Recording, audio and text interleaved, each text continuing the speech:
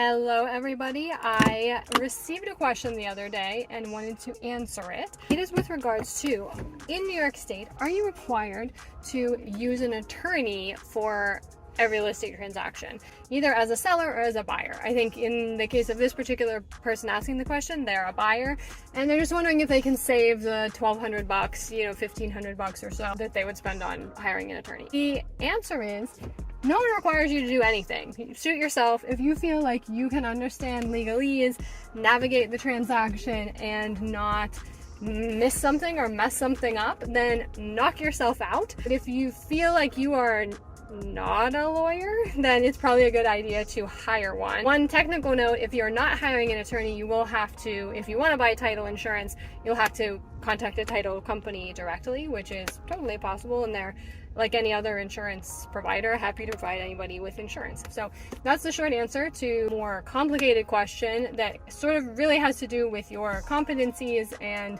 ability to navigate a transaction. If you are a seller, it's much more difficult to do DIY and do it without an attorney because your side will be required or expected to provide a contract of sale. Now, I have been in situations where a seller is being a bit cheap around the edges and wants the buyer's attorney to provide the contract of sale.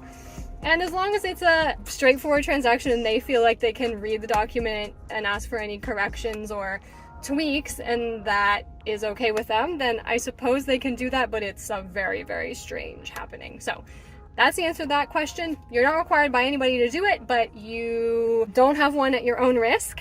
And also, if you do have an attorney, no one is going to care about your interests as much as you do. So I would still always read all your contracts, all your documents. Attorneys are people too. They miss things. It's very infrequently malintentioned. And there's a couple attorneys around working in the Newburgh area that I think are really competent and awesome, good people and do a great job. But you know what's going on more than anybody else, so mind your own business and probably hire an attorney. Bye.